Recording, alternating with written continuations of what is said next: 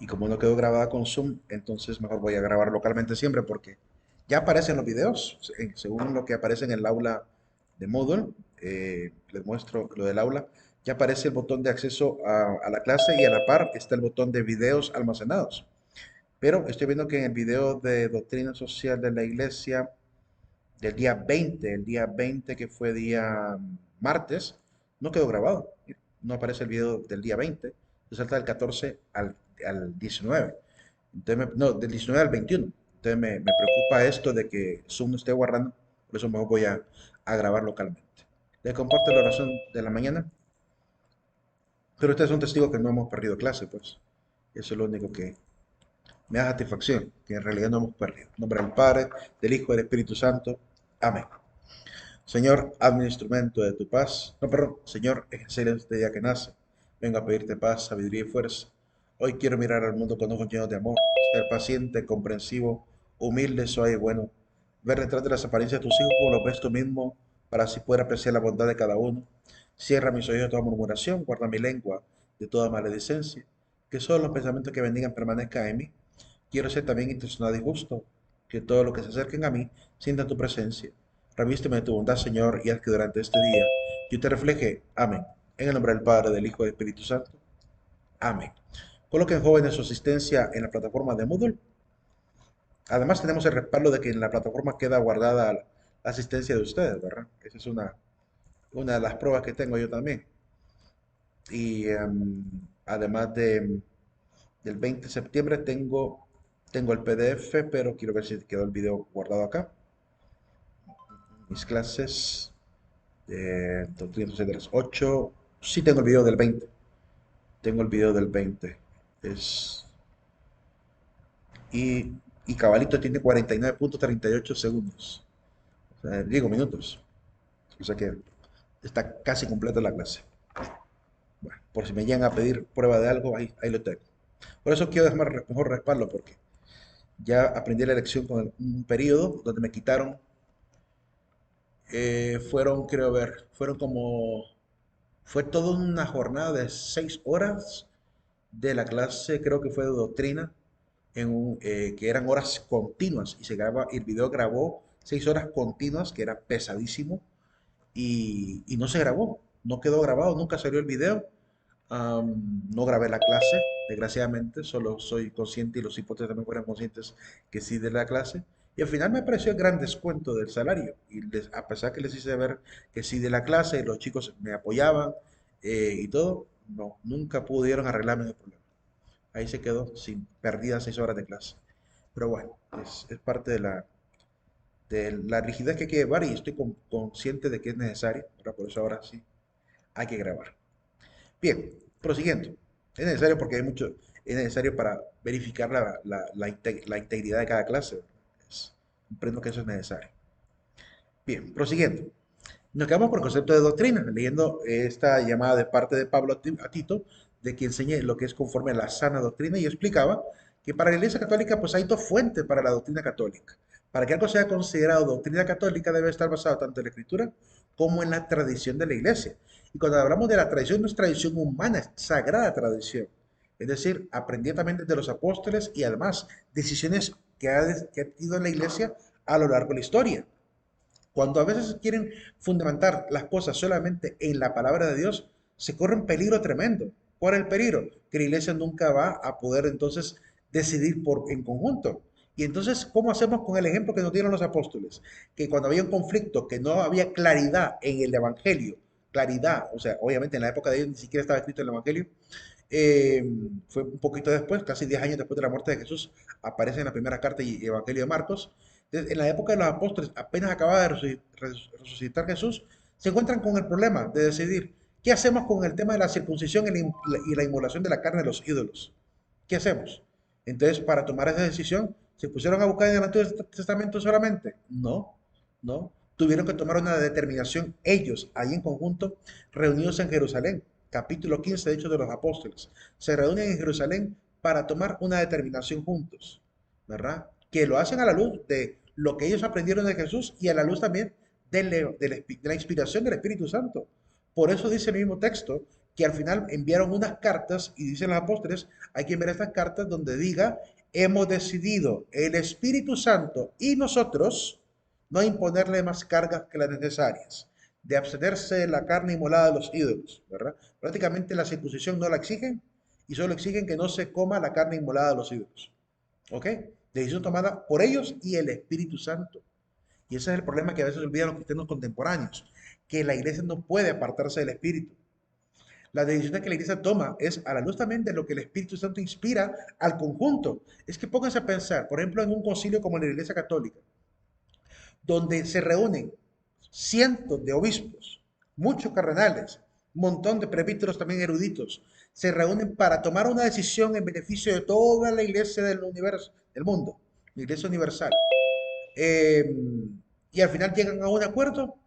Eso no se puede ver como parte también de la inspiración del Espíritu Santo, que se logre la unanimidad de la iglesia, que se logre que se pueda llegar a una decisión única para todas las iglesias, independientemente de sus culturas, independientemente de su ubicación geográfica, independientemente de la edad en la que tengan o no abierto una iglesia. Es decir, para nosotros, los cristianos católicos, cuando la iglesia se reúne en concilio, las decisiones se toman ahí en concilio, los que están reunidos con el Espíritu Santo. Porque desde el principio hasta el final del concilio se ora a Dios para que dirija el concilio. Se pide al Espíritu Santo para que dirija a los mismos miembros del concilio, a los padres conciliares, para que juntos puedan tomar una determinación válida, única e importante para el beneficio de la iglesia cristiana en el mundo. Eso siguiendo el ejemplo de los apóstoles, ¿verdad? Usted, fíjese bien, cuando agarra un documento como el Concilio Vaticano II, fíjese bien cómo fue la inauguración, cómo fue también el trayecto y cómo fue la clausura. Todo siempre dando gloria a Dios y alabando a Dios y pidiendo a Dios la inspiración. Entonces, esas decisiones que se toman unánimemente en el concilio, que al final toman, se van incluso a votación para que realmente haya democracia también en la iglesia, al final se llega a una conclusión y gana la mayoría, lo que la mayoría diga. Y la mayoría representa a la mayoría de las iglesias en el mundo y representa a la mayoría de cristianos, porque ellos comunican el sentir de las diferentes iglesias en el mundo. Entonces, a la luz del sentir de las diferentes iglesias, al final los sacerdotes y obispos y los cardenales obviamente llegan a esa determinación. A esta tradición que obtenemos como parte de las decisiones constantes de la iglesia a lo largo de los 2000 años, no solamente hasta que los apóstoles murieron, sino después de los apóstoles también, es a lo que llamamos también sagrada tradición. Y por eso hablamos de algo definido por el magisterio de la iglesia, que son los que conocen de la parte teológica, de la parte bíblica, de la parte pastoral. Entonces, esto se enseña, ¿verdad? Como dogma de fe, como dogma doctrinal, como una enseñanza. Dogma significa enseñanza, dijimos anteriormente, significa opinión también, creencia también, que se maneja de manera unánime.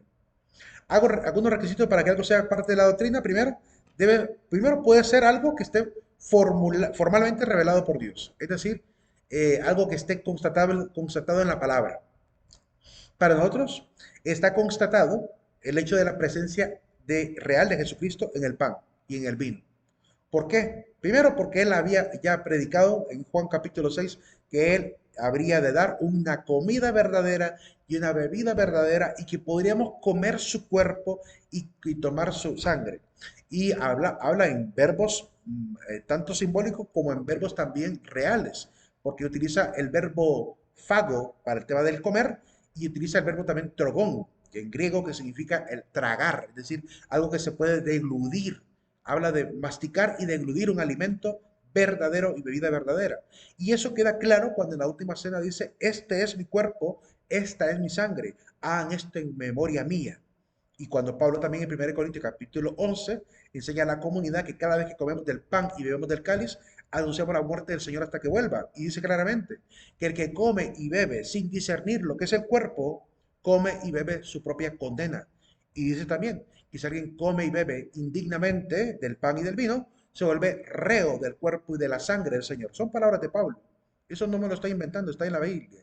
Por eso para nosotros es real que Cristo está presente en el pan y en el vino. No lo entendemos. ¿Por qué? ¿Cómo? No entendemos muchas cosas que Dios ha decidido hacer. Como que el verbo se hace carne, no lo entendemos. Por eso le llamamos misterio de la encarnación. Tampoco entendemos por qué al comer el pan y el vino estamos comiendo el cuerpo y la sangre del Señor. Pero lo hacemos porque así lo ordenó. No ponemos en duda sus palabras. Sí nos dijo que sería alimento verdadero y bebida verdadera, y nos dijo que el pan y el vino es el cuerpo y sangre de Él. Le creemos a Jesús. Yo le creo a Jesucristo cuando Él me dice, el pan y el vino es mi cuerpo y mi sangre, hazlo en memoria mía. Se lo creo, no lo pongo en duda. ¿Está bien, Señor? Es tu cuerpo y tu sangre, yo me lo como, tu cuerpo y tu sangre. Y si me lo como indignamente, dice Pablo, soy reo de tu cuerpo y tu sangre. Para nosotros es más que real y revelado que el pan y el vino es el cuerpo y la sangre del Señor cuando se fracciona en comunidad, cuando se pide al Espíritu Santo que convierta el pan y el vino en cuerpo y sangre del Señor. Eso es lo que llamamos doctrina revelada. Número dos, cuando de repente es una conclusión teológica, cuando de repente la iglesia toma la determinación de definir algo como verdadero o ratificarlo, también no definirlo, pero también es ratificarlo, porque es conclusión. No, no estamos diciendo que la iglesia se inventó algo nuevo, estamos diciendo que la iglesia, después de un análisis, después de una revisión e interpretación, llega a la conclusión de que algo es así. Por ejemplo, la Iglesia Católica tiene como un dogma de conclusión teológica que María es madre de Dios. Y es conclusión teológica. ¿Por qué? Porque es algo muy lógico. Es muy lógico saber que si María es la madre del verbo de Dios encarnado, por tanto es madre del verbo, es madre de Dios. El verbo es Dios. Jesucristo es Dios. No podemos separar la naturaleza de Cristo. Cristo cuando se encarna, nace de María y María por tanto es madre de Dios. Ojo, que también hay que aclarar el término madre, porque hay algunos que dicen, algunos se topan con esa idea de que, ¿cómo Dios va a tener madre si Dios es eterno? Ojo, ¿qué significa ser madre? Madre es una mujer que fue portadora en su seno de un ser nuevo. Eso significa ser madre. No, no estamos afirmando al decir que es madre, que ella creó a ese ser nuevo, porque ninguna madre crea a su hijo. Ninguna madre, ni siquiera en género humano. Ninguna madre crea a su hijo. El hijo simplemente se entra a la madre, ¿ok?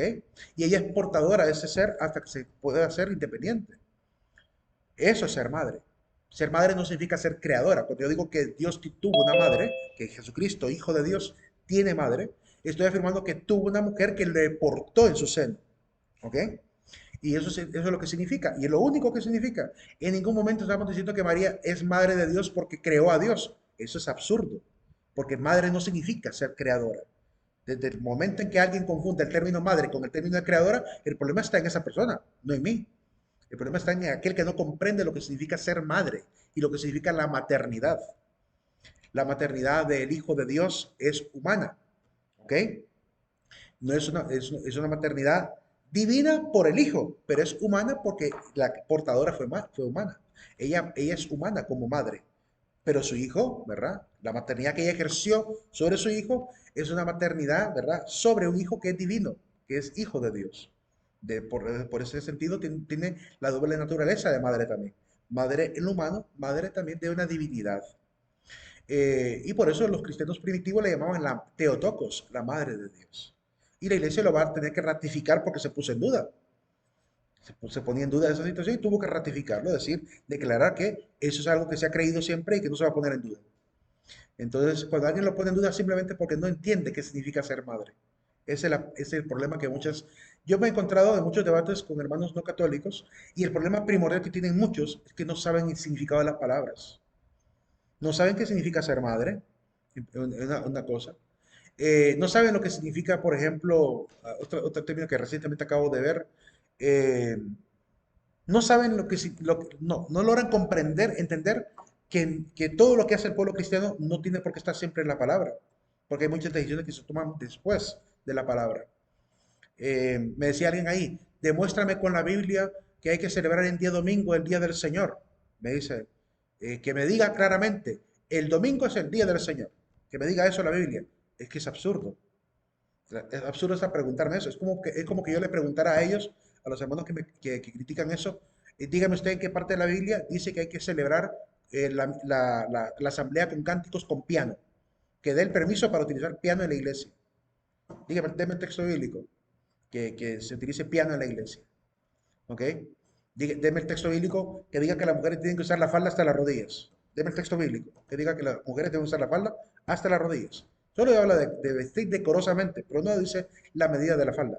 Dígame en qué cita bíblica. Yo puedo atacar de esa manera a la misma iglesia evangélica, ¿verdad? Pero no se trata de eso. Se trata de usar un poquito el sentido común. La fiesta más importante para el pueblo cristiano no puede ser el sábado del Antiguo Testamento. tiene que ser sí o sí el domingo. ¿Por qué? Porque es el día en que conmemoramos la resurrección de Jesús. Eso no es importante la resurrección para el cristiano. Esa es la pregunta primordial. Pues si es importante el día de Martín Lutero, es importante el día de las fiestas patrias, cuanto más no va a ser importante el día en que Jesucristo resucitó. Ese es el motivo por el cual se celebra por convicción y conclusión. Sí, aquí ni siquiera conclusión teológica, es conclusión práctica. Es lógico celebrar el día de la resurrección del Señor. Así que andar pidiendo texto bíblico para cada cosa que decide la iglesia me parece, primero, muy inmaduro. Me parece que no hay una madurez de fe tremenda en eso. Hay, ¿cómo se llama? Una literalidad. Y incluso a esa persona que intentaba debatir en ese sentido sobre el día del Señor, le dije yo, dígame usted en qué cita bíblica dice que los 27 libros del Nuevo Testamento son palabra de Dios. Muéstreme usted cita bíblica que diga que los 27 libros que están en la Biblia son palabra de Dios. ¿Quién declaró eso? ¿Quién declaró que los 27 libros son palabra de Dios? ¿Okay? Hay algunos textos de Pablo, ¿verdad? Que dice hablar en nombre de Dios. ¿Ok? Pero un texto que me diga que todos los 27 libros, que los enumere, que me diga que son palabra de Dios, que me diga en qué texto está, no lo va a encontrar. Porque esa definición de declarar que esos 27 libros son palabra de Dios son una definición del concilio a través del Papa. Fue el Papa Dámaso I con la Iglesia Católica al juntar estos 27 libros que declaró en concilio que es palabra de Dios y no se le puede agregar ningún otro libro. ¿Por qué solo 27? ¿Por qué no 30? ¿Por qué no 40? ¿Por qué no solo 15? ¿Por qué no solamente los cuatro evangelios? Porque simplemente la iglesia lo definió. La iglesia definió que es palabra de Dios. Y desde ese entonces hasta nuestros días sigue siendo Nuevo Testamento. Entonces no todo está en la Biblia. Hay muchas cosas que son decisiones de la iglesia posteriores a la Biblia. Muy posteriores, ¿verdad? Porque la Biblia ni siquiera existía, ¿verdad? En los primeros 200 años. O sea, existían textos así por diferentes lugares, pero nadie los había recopilado hasta que la iglesia hace la recopilación a través del Papa Damaso y el San Jerónimo. Entonces, obviamente hay cosas que no se pueden exigir en la palabra porque son cosas prácticas de la vida que es cristiano. Y a veces hay también definiciones de prácticas de la iglesia y eso también puede ser considerado doctrina o enseñanza de la iglesia. Tres, porque es parte de la ley natural. Por ejemplo, la pecaminosidad de los anticonceptivos. Para la Iglesia Católica, utilizar los anticonceptivos es ir contrario a la naturaleza de Dios, a la naturaleza que Dios nos ha puesto. Es hacer algo contrario a la naturaleza, es no confiar en la capacidad de dominio del ser humano que perfectamente puede guardar el celibato si no quiere tener hijos. Pero el anticonceptivo salió para la gente que no se aguanta, para la gente que quiere seguir teniendo relaciones de manera ¿cómo se llama? Por puro hedonismo, ¿verdad? Pero en el mundo cristiano se nos enseña también el control, la capacidad de dominio, que con mi pareja puedo decidir cuándo sí, cuándo no, que tengo la capacidad racional para hacerlo y tendría la capacidad y fortaleza y voluntad para hacerlo, ¿verdad? Pero mucha gente, ¿verdad? Se dejó llevar por los anticonceptivos por ese motivo, porque primero no logra entender la fuerza que tiene la capacidad humana para decidir, ¿verdad? Mantener una actitud serena ante ¿cómo se puede decir? Esas, ¿cómo se puede llamar? Esas eh, tendencias biológicas, tendencias de algo que biológicamente viene a mí. Puedo controlarme perfectamente. El cristiano lo sabe. Pablo incluso le enseñaba al mismo matrimonio en 1 Corintios capítulo 7 cómo pueden guardar continencia. ¿Cómo se puede guardar continencia? Les pide, sepárense un poquito, ¿verdad? Y pónganse a orar. Así le dice Pablo en 1 Corintios capítulo 7. Sepárense un poquito, pónganse a orar y después vuelvan para que no pequen por su incontinencia. O sea, cuando haya intento de incontinencia, Pablo les pide, oren, ¿verdad? Fortalezcanse, ¿verdad? Así se controlaron los cristianos. Pero hoy en día, como el hedonismo puede más, el placer puede más, te lo han bombardeado por todos los medios de comunicación, ¿verdad? Caes en algo así como la pecaminosidad de los anticonceptivos, de ir contrario a la naturaleza de Dios, por ejemplo. Es parte de lo que podemos hacer. El tema del aborto, ¿verdad? Por ejemplo, es contrario a la ley natural, porque la ley natural nos dice que hay dignidad humana, ¿verdad? Nos enseña que hay dignidad humana desde que el ser humano aparece en la existencia, desde que su ADN se hace presente. Ya es un nuevo ser, por lo cual debe ser respetado. La ley natural demanda que ese ser sea protegido mientras se está forjando en el seno materno, ¿verdad? Y no sea erradicado como que fuera basura, como que fuera desperdicio. ¿verdad? En ese sentido, desde la ley natural, es pecaminoso también el aborto. ¿Quién tiene la autoridad para definir esto? Pues en cada caso, lo que lo constituye doctrina es la autoridad de la iglesia que lo enseña. Esa enseñanza puede darse solemnemente, de manera solemne, la iglesia puede declarar a través de pronunciamientos desde la cátedra, ex cátedra, por parte del Papa. Es decir, el Papa de repente hace anuncios desde su potestad como Papa, ¿verdad? A través de una carta de exhortación apostólica o carta pastoral o carta encíclica, ¿verdad?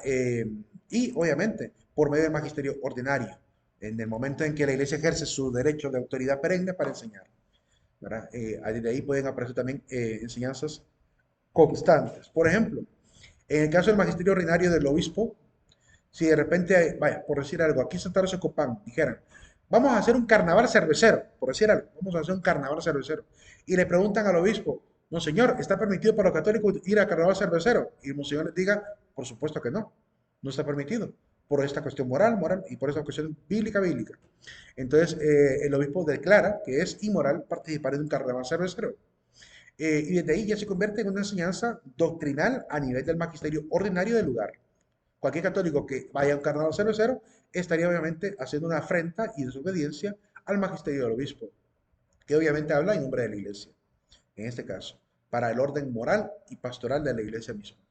De repente hubo una época en la cual yo creo que todavía persiste esa situación, que se le pide a los coordinadores de iglesia, coordinadores de grupos pastorales, coordinadores de grupos juveniles, coordinadores de pastorales de familia, por ejemplo, se les pide que si, mientras estén como coordinadores de grupo, no pueden participar en ningún cargo político, no pueden participar en ningún cargo político. Si quieren realmente participar como parte de la coordinación, tienen que dejar el cargo político para dedicarse a las cosas de iglesia. Eh, pero se les pide mantener esa distancia, ¿verdad? Por prudencia, porque sabemos lo que pasa en la política. Imagínense que de repente a esta persona que se mete a la política, después le peguen una embarrada por la corrupción de su gobierno o su sistema de gobierno, ¿verdad? Al final, ¿quién va a también ser dañada ante eso? La iglesia. Porque si está también como coordinador de la iglesia, van a decir, y es coordinador de pastoral, y es coordinador de aquí, y es coordinador de allá, y se cree de aquí y allá. Entonces, por esa habladuría y por todo eso, se le pide a todo el que quiera participar políticamente que no participe también en la coordinación de cosas de la iglesia, para guardar ese orden en la iglesia. Y cualquiera que desobedezca esa orden de un obispo, también va contra el magisterio ordinario. Entonces, eso es lo que tenemos como enseñanza de la iglesia, ¿verdad? Hay muchas enseñanzas, muchos dogmas, algunos de tipo social, que es lo que vamos a ver a continuación, y también obviamente de tipo espiritual, ¿verdad? De tipo teológico, ¿verdad? Que eso no nos compete ver, que eso competía ver más bien el hombre frente a la vida. Aquellas enseñanzas doctrinarias de la iglesia a nivel espiritual. Aquí nos compete ver la parte pastoral y la parte social, que es lo que nos compete ver en adelante. ¿Alguna pregunta hasta ahora?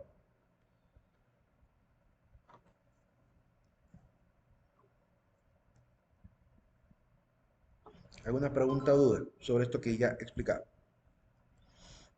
¿Todo claro hasta ahorita? Todo ¿O- claro, licenciado. Ok, proseguimos entonces. Recuerden que pueden participar cuando quieran. Cualquier duda, comentario está bienvenido. Eh, y no importa si incluso si es comentario para empezar un debate con respeto, obviamente, ¿verdad? Si que hay que debatir alguna cosa. Eh, pero trato de ser lo más lógico, lo más claro, para que no haya dudas al respecto. Trato de ser lo más claro. Lo siguiente, ¿qué es la tradición? Entendemos entonces literalmente que la tradición es la enseñanza que se comunica de una generación a otra. No sé por qué algunos, bueno, yo creo que sí lo sé. Es que algunos hermanos evangélicos he visto que dicen, eso es tradición de hombres. Bueno, entiendo que Pablo habló de las tradiciones de hombres, ¿ok? Pero, ¿qué es la tradición de los hombres? ¿Y no hay tradiciones cristianas? O sea, una pregunta, ¿se puede separar las tradiciones cristianas de las tradiciones mundanas? Yo creo que sí. Creo que se pueden separar perfectamente las tradiciones que son del mundo, que son leyes de los hombres, de aquellas tradiciones que son realmente cristianas, que nacen en el seno del cristianismo. El pueblo de Israel tenía tradiciones. Es que si el pueblo de Israel tenía tradiciones, significa que puede ser válido tener tradiciones como pueblo cristiano. Claro que tenía tradiciones. Toda la parte del Nuevo Testamento a nivel ritual, ceremonial, moral, todo eso que recordaban todo el tiempo y enseñaban en sinagogas, es lo que se llama la tradición del Antiguo Testamento. Claro que hay una tradición, enseñanza del Antiguo Testamento. ¿Ok? Pues también puede haber una tradición y enseñanza. De hecho, para los judíos, el Talmud, que no es palabra de Dios, el Talmud son conclusiones de rabinos, para ellos esa es enseñanza también doctrinal para ellos, el Talmud, que son enseñanzas morales, enseñanzas culturales de los mismos rabinos, conclusiones de los mismos rabinos. No es palabra de Dios, pero lo respetan tanto como la palabra de Dios. Ellos no pueden hablar de la Biblia sin el Talmud. O sea, el Talmud es parte de la enseñanza doctrinal del pueblo de Israel. ¿Ok? Y ahí, ¿por qué no dicen nada a los hermanos evangélicos? O sea, ahí, ¿por qué no reclaman a los judíos? ¿Ustedes por qué tiene el Talmud? ¿Verdad? Si eso es tradición de hombres. No he visto ningún protestante diciendo eso. Que diga que el Talmud es tradición de hombres. Ah, pero la Iglesia Católica sí. Que lo que diga el concilio, que lo que digan las reuniones de los cristianos en concilio, que se concluye y se guarda en un documento, eso sí es tradición de hombre para el mundo evangélico. Eh, ¿Por qué va a ser de tradición del mundo? ¿Por qué va a ser tradición de hombres si fue decidido en el seno de la iglesia? Así como los rabinos deciden en el seno de la escuela rabínica y lo guardan en el Talmud. Entonces me parece realmente que la crítica que hacen a la iglesia cuando dicen que las tradiciones de la iglesia católica son tradiciones de hombres, realmente no entienden cómo es que funciona la iglesia. No comprenden lo que realmente pasa en un concilio, qué es lo que realmente sucede en el trayecto del diálogo que hace la iglesia para definir cosas pastorales, cosas doctrinales. La iglesia claramente tiene una enseñanza que se transmite de generación en generación. Y no solamente la enseñanza de la Biblia, que esa es tradición también. La Biblia, enseñar la Biblia es una tradición cristiana. Si se cree que enseñar la Biblia no es tradición cristiana, híjole, entonces significa que, no, que la palabra tradición no se puede utilizar. Está prohibida la palabra tradición para el mundo cristiano. O sea, la palabra tradición por sí misma es malvada. ¿Es mala la palabra tradición? O lo que realmente Pablo quiso enseñar es que tradición de hombres se contrapone a la tradición cristiana, que es diferente. Son dos cosas muy diferentes, muy diferentes. Creemos fervientemente que existe una tradición cristiana, ¿verdad? Con enseñanzas teológicas importantes para el pueblo cristiano y también enseñanzas pastorales. Y algunas de ellas, muchas de ellas, derivadas de lo que están también en escritos cristianos del primer siglo, que son tradiciones cristianas que están guardadas en documentos históricos del primer siglo. Por eso, no sé si ya les compartí o les mandé los primeros documentos cristianos, creo que sí lo mandé al chat a ustedes. Si no, díganme para mandárselos unos documentos cristianos que quería compartirles. Quiero revisar rápidamente si se los mandé o no. Vamos a ver. Creo que no. No, no se los he mandado. Ah, no, sí se los mandé. Les mandé la Didaje, les mandé la carta de Diogneto, les mandé las cartas de Ignacio de Antioquía. Yo les sugiero, ¿verdad? En el amor en Cristo, les sugiero que como cristianos se lean esos documentos históricos del pueblo cristiano, porque son de cristianismo primitivo, son del primer siglo. Todas esas obras están, apenas murió el apóstol Juan, son escritos después del apóstol Juan, del año 100 a los 100. Es decir, son escritos históricos importantes, avalados por muchísimas universidades del mundo que saben que son textos históricos, ¿verdad? Que pertenecen a al primer siglo de la era cristiana. Primer siglo, y hay algunos otros del segundo siglo y tercer siglo también. Bueno, en realidad tenemos textos de todos los siglos de la Iglesia Católica, pero quiero enfatizar los del primer siglo, para que vean en qué creían, cómo lo compartían y qué vivían los cristianos. Sobre todo la didaje, que ahí estaba bien claro lo que hacían o no hacían, lo que los mismos apóstoles enseñaban a la comunidad. Tradición con mayúscula lo ponemos, no para, ponemos tradiciones de hombres con minúscula para diferenciarlo de la tradición que viene de parte de Dios y la inspiración del Espíritu Santo, que se revela a través de la palabra y que también la iglesia llega a decidir unánimemente a la luz del Espíritu Santo. Así que tradición es con mayúscula en nuestro caso. Dos sentidos relacionados entre sí. Primero, todas las revelaciones desde el inicio de la historia hasta la época apostólica, luego transmitida por los fieles y preservada por la acción o guía del Espíritu Santo. A eso le llamamos también parte de la tradición. Y aquella parte que no está en las Sagradas Escrituras, porque no se escribió sino hasta un poco más tarde. Es decir, el último texto en ser escrito fue en el caso de Apocalipsis. Después de Apocalipsis, ahí se cerró prácticamente lo que llegó a considerar el pueblo cristiano primitivo como palabra de Dios. Pero después de eso se siguieron escribiendo muchos textos más. Cartas entre los discípulos de los apóstoles, escritos de iglesia a iglesia, que de la iglesia de Antioquía a la iglesia de Esmirna, que de la de Esmirna a la de Dalmacia. Hay textos, ¿verdad? A diferentes personajes, de diferentes personajes a diferentes iglesias cristianas. ¿Ok? Y entonces ahí explican parte de lo que se debería de seguir enseñando como pueblo cristiano.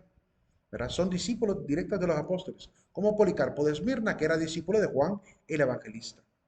Entonces, esa enseñanza también es importante para la iglesia, ¿verdad? Sus cartas, porque eso nos ayuda a expandir un poco más lo que los apóstoles enseñaron a estos personajes, ¿verdad?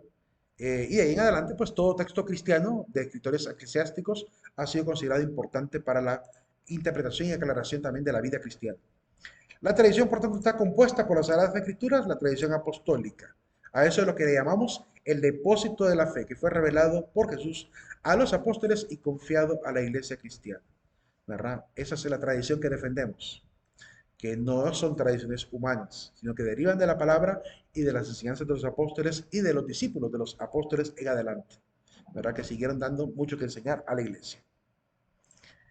Miren cómo Pablo habla de tradición. Dice, os alabo, perdón, permítame que quiero ocultar una parte que tengo por acá. Ups, acá. Lean lo que dice Pablo. Os alabo porque en todas las cosas os acordáis de mí y conserváis las tradiciones como os las he transmitido. Habla de tradiciones que les he transmitido. En 2 Tesalonicenses. Así pues, hermanos, manteneos firmes y conservad las tradiciones que habéis aprendido de nosotros, de viva voz y por carta. Porque Pablo no solamente enseñaba en cartas, enseñaba de viva voz. Y esa enseñanza se quedó grabada en el pueblo para seguirla transmitiendo de viva voz entre los hermanos. Que después de un tiempo, como digo, fue necesario recopilarlo en textos, que aparecen muchas veces en los testimonios de estos mismos discípulos de los apóstoles. Esa es la enseñanza. La gente cree que todo tiene que estar escrito, y no, jóvenes. Es un error tremendo creer que todo lo que los apóstoles y Cristo mismo enseñaba está escrito. Es un error tremendo, ¿verdad? La Biblia lo sabe perfectamente porque fue la que elaboró el Nuevo Testamento. Y sabe que muchas cosas se perdieron en la historia. Y sabe que otras cosas se quedaron solamente de viva voz en el pueblo. Se compartían de viva voz en el pueblo. Y por eso creemos en muchas cosas que no están escritas en la Biblia, pero que confiamos y creemos que es verdad porque apareció a través de los apóstoles y sus enseñanzas. Y fueron recopiladas por los primeros cristianos, como les digo, en estos documentos como el que los compartí. Si logro acordarme al finalizar esta clase, voy a tratar de buscarles el resto de los documentos. Me gustaría compartirles todos los demás documentos, todos los demás escritos cristianos, por lo menos en los primeros 300 años, para que tengan una buena cantidad de textos del cristianismo primitivo del siglo primero, segundo, tercero, y estos personajes que llamamos también padres apostólicos, que conocieron a los apóstoles, para que puedan tener acceso a esos documentos y ustedes puedan ir a leer esa parte de tradición que no está en la Biblia, porque es posterior a la Biblia, ¿verdad? Pero que también es válido para el pueblo cristiano e importante para el pueblo cristiano, por lo menos para el cristianismo a que yo pertenezco, que viene desde la época primitiva hasta nuestros días. Los cristianos que no aceptan la doctrina de la iglesia hacen su propia interpretación bíblica, de la cual deducen la doctrina de su iglesia. Esa interpretación propia de su iglesia es en efecto lo que se llama tradición. De ahí la proliferación de sectas, todas ellas apelando a la Biblia para justificar sus creencias. No se dan cuenta que mientras rechazan a la iglesia católica por sus tradiciones, la sustituyen por tradiciones propias. Y eso es lo que pasa en otras iglesias. No creen en las tradiciones de la iglesia católica porque han puesto nuevas tradiciones propias de su propia iglesia, ¿verdad? Surgidas de su propia interpretación. Esto es precisamente lo que Pablo va a condenar. Pablo condena que vengan a enseñar un nuevo evangelio, que vengan a enseñar una nueva forma doctrinal y que cualquiera que enseñe otra cosa distinta a la que ellos han enseñado sea anatema, sea maldito, dice el mismo Pablo. Anatema significa maldito, alguien que queda bajo maldición si está enseñando algo contrario a lo que los apóstoles andaban enseñando. Pues ¿dónde está esa enseñanza de los apóstoles? No solamente en la carta de Pablo, sino también en la carta de los demás discípulos después de los apóstoles, que también guardan parte de esa tradición y razón por la cual la seguimos cuidando hasta el día de hoy. El depósito, le llamamos depósito de la fe, ¿verdad? A esta enseñanza que los apóstoles que tenían la misión de ir enseñando a todo el mundo, ¿verdad? A predicar el evangelio, iban compartiendo. La predicación de la iglesia se basa en la conservación íntegra, no solamente de la palabra escrita, sino también de la palabra viva, de la palabra de viva voz, que es parte del depósito de la revelación cristiana. De ahí el término jurídico depósito que utiliza San Pablo al exhortar a Timoteo de custodiar el depósito fielmente. El depósito en el sentido jurídico significa algo que se guarda con mucho, ¿cómo se llama? Con mucho interés porque el contenido, la enseñanza misma o el texto es valioso, ¿verdad? En este caso, ni los apóstoles, ni los obispos, ni la iglesia son dueños del depósito. Lo han recibido, lo hemos recibido y transmitido fielmente hasta la consumación de los siglos y para devolverlo intacto al final de los tiempos. Les pongo un ejemplo de algo que es parte del depósito que Pablo nos dejó y que seguiremos predicando hasta el final de los tiempos. Que cada vez que comemos de este pan y bebemos de este cáliz, anunciamos la muerte del Señor hasta que vuelva. Por lo cual siempre vamos a celebrar la facción del pan a través de la Eucaristía, ¿verdad? Hasta que Cristo vuelva. Porque a través de esa constante conmemoración del pan y del vino, celebramos la muerte del Señor. Celebramos en sentido con la conmemoración de la pasión y muerte de nuestro Señor. Es algo que no se va a acabar. Lo recibimos de Pablo y se va a quedar hasta que Cristo venga, hasta la consumación de los siglos, ¿verdad? Y esto de tal forma que ni un ángel del cielo podrá quitar ni añadir cosa alguna, como dice Gálatas capítulo 1, verso 8. Entonces hay que tener mucha amplitud para poder ver mucho más allá de lo que dice la Biblia, de lo que está en la Biblia, porque hay que ver también el testimonio histórico de la iglesia. Hay que ver también el resto de personajes que están después de los apóstoles, que deciden de ellos y que también tienen mucho que decirnos. Que no se considera palabra de Dios, porque no se puede incluir en la Biblia como palabra de Dios, pero son textos cristianos importantes. Son escritos teológicos muy, muy valiosos para la iglesia. Primera Timoteo capítulo 6 versículo 20. Timoteo guarda el depósito, evita las palabrerías profanas y también las objeciones de la falsa ciencia, de esa falsa teología, de esa falsa gnosticismo que cree realmente saberlo todo cuando realmente saben a veces muy poco. Algunos que la profesaban se han apartado de la fe, que es lo que hemos visto. Cuando alguien profesa su propio tipo de teología, se aparta del tronco, se divide, se separa, se va, que es lo que realmente sucede y ha sucedido a lo largo de la historia. La gracia con vosotros. Pablo anunció que aquel que se aparta con una falsa ciencia, ¿verdad? Terminan apartándose totalmente de la fe. Y es por eso que ha habido tanto divisionismo últimamente, ¿verdad? Por tanta interpretación a capricho de cada persona y sin tener concilio, sin tener acuerdo como iglesia. La Iglesia Católica trata de cuidar mucho eso, porque lo aprendió de los apóstoles. No podemos andar disparados por diferentes ideologías. Tenemos que tener una sola fe, un solo bautismo, un solo espíritu, que es lo que Pablo también pide en Efesios capítulo 5. Los concilios, por tanto, aparecen como necesidad para dar esta oportunidad a la iglesia de llegar a acuerdos en el caso cuando exista un desacuerdo, porque Pablo vivió con muchos cristianos que llegaron a tener riñas, desacuerdos, disensiones, intentos de separación. Entonces, para luchar con ello, ¿verdad? Los mismos apóstoles utilizaron el concilio, utilizaron el reunirse para conciliar opiniones y de alguna manera, conjunto con el Espíritu, poderse de acuerdo, recuperar la unidad de la iglesia. De los concilios están para ello. Es la reunión a través del Papa, ¿verdad? Con el Colegio de Obispos en el que se deciden aquellas verdades comunes y que sirven de luz para decidir la verdadera postura de la Iglesia, la postura oficial. No solamente se ha hecho para cuestiones doctrinales, se ha tenido concilios para decisiones pastorales, decisiones disciplinares o de reglas, por ejemplo, para la Iglesia, y decisiones también incluso con respecto a las situaciones del acontecer cotidiano, sobre las nuevas ciencias, nuevos hallazgos,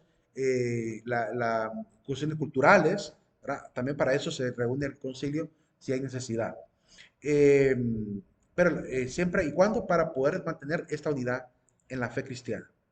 Bien, ya una vez que comprendemos la palabra doctrina, que entendemos lo que es un concilio, que entendemos lo que es tradición para la Iglesia Católica, que entendemos lo que es, que espero yo que se comprenda, pero si no se comprende alguna cosa, díganme ahora, ¿verdad? Si algo no quedó comprendido. Los conceptos que vimos, doctrina, tradición, depósito, concilio. Son los conceptos que hemos visto, cuatro conceptos que he tratado de explicar un poquito ampliamente. Porque podría haber dado una definición corta, pero mejor explicarlo así, de manera evolutiva. ¿Alguna duda sobre estos cuatro conceptos? Si no, pues ya tenemos el concepto de doctrina social de la iglesia. Así ya podemos aclarar claramente qué doctrina, sabiendo qué doctrina, sabemos a qué nos referimos con doctrina social. aquella doctrina que se decidió en concilio, que alude a los problemas sociales, a la cuestión social, ¿verdad? A veces por concilio y a veces también por el magisterio mismo, que hemos dicho, magisterio ordinario del Papa, que lanza documentos como encíclicas sociales, ¿verdad? Que iluminan también y exhortan a la Iglesia Universal. Normalmente las encíclicas ayudan muchísimo. ¿Por qué? Porque evitan tener que moverse todo mundo al Vaticano. Se lanza la carta encíclica y si hubiese algún obispo en el mundo que esté en contra de la encíclica, seguramente se va a comunicar con el Papa, si hubiera alguno, para que el Papa explique por qué ha dicho aquello. Y si fuera unánime que toda la iglesia se moleste por una encíclica del Papa, seguramente van a mandar a llamar a concilio para poder resolver lo que quizá el Papa llegó a definir. Pero no ha pasado. Tenemos una gran cantidad de encíclicas y no ha pasado ahorita que haya gente que se disguste por una encíclica del Papa. La gente que se suele a veces disgustar es gente, esa gente, ¿cómo diríamos? Gente que tiene cierta idea conspiranoica dentro de la iglesia, ¿verdad? Por ejemplo, con el Papa Francisco siempre han tenido una sospecha, mucha gente, atacándolo constantemente desde su pontificado. Miren, si nunca hubieran dicho que el Papa Francisco era jesuita, no habría pasado nada. Pero solo dijeron que es jesuita y a todo el mundo le cayó encima, ¿verdad? Es decir, hay todavía un recelo contra los jesuitas que nace en España. Le diré por qué. Porque en España, desde la época de Carlos III de Borbón, los jesuitas se apoyaban siempre en las marchas contra el rey a favor del pueblo. Entonces, desde España siempre ha habido una especie de repudio a la compañía de Jesús, porque se oponían a la parte de la monarquía, se oponían al tema de la opresión del pueblo a través de impuestos. Entonces, obviamente, en el mismo pueblo de España, en algunas iglesias, no todas, pero entre algunas iglesias, perduraron algunos descendientes de esta gente, desde el año 1700 hasta nuestros días, han perdurado con un repudio a la compañía de Jesús enseñado por generaciones. Y esa es la razón por la cual en España hay muchos supuestos católicos que están constantemente hablando en contra del Papa Francisco. Y desde allá nos viene a Latinoamérica, en español, el repudio al Papa. Y aquí también se ha ido generalizando poco a poco. Entonces hay, como digo, hay una lucha cultural tremenda, ¿verdad?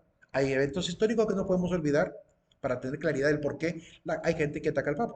Pero la gente que es fiel a la Iglesia, que es fiel también a respetar la figura del Papa y que ha leído sus encíclicas, sabe lo maravilloso que ha sido como Papa. En cuanto a la escritura, léanse Laudato Si, léanse Amor y Leticia, léanse, ¿cómo se llama? La de la Fratelli Tutti. Lean lo que el Papa ha escrito y revisen si moralmente es óptimo o es necesario lo que él propone a la luz de la fe cristiana.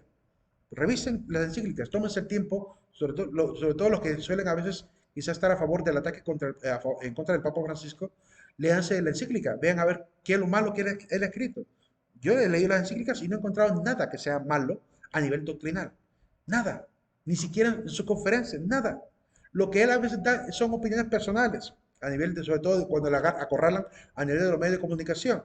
Y una que otra actitud que es muy humana, como cuando le jalaron el brazo y se enojó porque lo estaban a punto de derribar. Se enojó y le dijo, no sean egoístas, no sean egoístas, le dijo a alguien que lo jaloneó. Una actitud muy humana, ¿verdad? Es un ser humano, no es un ser divino. Obviamente va a tener sus ratos de enojo también, ¿verdad? Pero eso no es doctrina, eso no es doctrina. Lo doctrinal es lo que hay que revisar. Si doctrinalmente está bien o está mal. Y doctrinalmente les puedo decir, la enseñanza del Papa Francisco en su magisterio ha sido impecable hasta el día de hoy. Lo que pasa es que hay gente que no ha leído los documentos de la iglesia, como los que nos va a tocar que ver aquí, aunque sea un poquito rápido, que son los documentos sociales. El Papa cuando ha expresado muchas cosas lo hace a la luz de estos documentos sociales. Y hay gente que cree que cuando el Papa hace esta alusión social en sus encíclicas, está hablando como si fuera un marxista, cuando realmente es doctrina católica. Está en los documentos de la iglesia, lo vamos a ver. La gente que incluso ya ha tenido esa sospecha, si hay alguien aquí en la clase que tiene esa sospecha de que puede ser marxismo, aquí lo vamos a clarificar más adelante, cuando miremos los diferentes documentos de la iglesia. Bien, prosiguiendo. Faltan 4 minutos. Elementos básicos de la... Ah, perdón. Lo leo porque es necesario leer. Conjunto de enseñanzas relativas a la vida social, esa es la doctrina social, en cuanto ordenada al fin último, que es la salvación de los seres humanos. O sea, toda enseñanza doctrinal a nivel social tiene como último objetivo que los seres humanos se salven. Es decir, armonizar las cuestiones sociales, pero ¿con qué objetivo? Con que podamos juntos construir un reino en el cual nos podamos salvar, que lo que nos importa es la salvación de los hombres. Ya la cuestión diplomática y todo eso es algo, es una añadidura, pero lo que nos interesa es que los hombres no se vayan a condenar por las estructuras de pecado que hay en el mundo, por la falta de caridad que hay en el mundo, por la falta de solidaridad, por el respeto a los principios naturales y principios también sociales y morales. Eso es lo que importa, que el hombre se puede condenar al no vivir conforme a estos principios que enseñaremos más adelante. Y es el objetivo primordial. Presentadas por la Iglesia para iluminar la conducta cristiana de los fieles y de todas las personas de buena voluntad. No solamente para los católicos, también para los no católicos y también para los que son antirreligiosos, incluso para la gente que se declara atea. Para toda la gente, todas las personas ateas o no ateas, antirreligiosas o no antirreligiosas, el mensaje está dirigido, porque es un mensaje para la humanidad, ¿verdad? Que poco a poco se va expandiendo más a la humanidad. Eh, Porque realmente lo que se intenta enseñarse en la iglesia son principios doctrinales que no están en ningún momento contrarios a la ley moral, a la ley natural, que es lo que la iglesia está enseñando también, ¿verdad? Porque creemos que la ley natural es ley de Dios. Creemos que respetar la vida humana es ley de Dios. Creemos que respetar la libertad de los seres humanos es ley de Dios. Es ley natural respetar la libertad y es ley de Dios también que se respete la libertad del ser humano. Porque la ley natural no puede estar contraria a la voluntad de Dios. La ley natural que se define en el derecho, que se explica en el derecho y en la filosofía también, esa ley natural para nosotros es parte del deseo y plan de Dios, ¿verdad? Así que respetando esa ley natural de la vida humana, de la dignidad humana, de su libertad, de su propiedad, de su proyecto de vida, se respeta también la voluntad de Dios que desea que los hombres sean felices también, ¿verdad? Que todos se salven y lleguen al conocimiento de Dios. Elementos básicos de la doctrina. Consta de tres elementos. Primer elemento, que la doctrina es un conjunto de principios de reflexión y nos regala una serie de principios de reflexión que lo vamos a ir viendo poco a poco.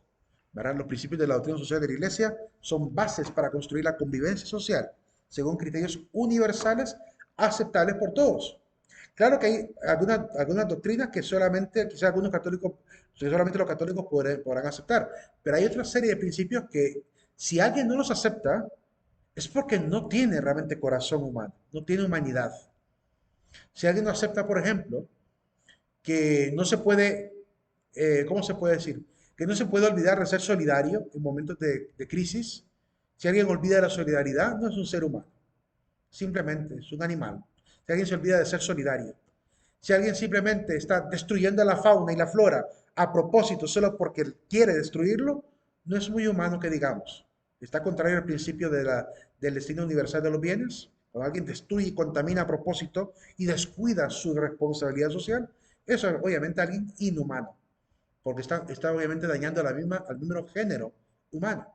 Entonces, creemos que estos principios son universales y aceptados por todos. Ya ustedes verán, conforme vayamos viendo cada principio, ustedes verán si son o no son universales, ¿verdad? Y si deben ser o no deben ser propuestos. Ahí nos vamos a quedar. Miramos los otros dos principios el día de mañana. Pasen un excelente día. No se olviden de colocar su asistencia en el aula virtual, chicos. De Buda. Nos vemos. Vemos, ingeniero.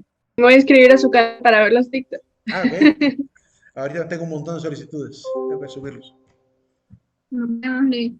Vemos.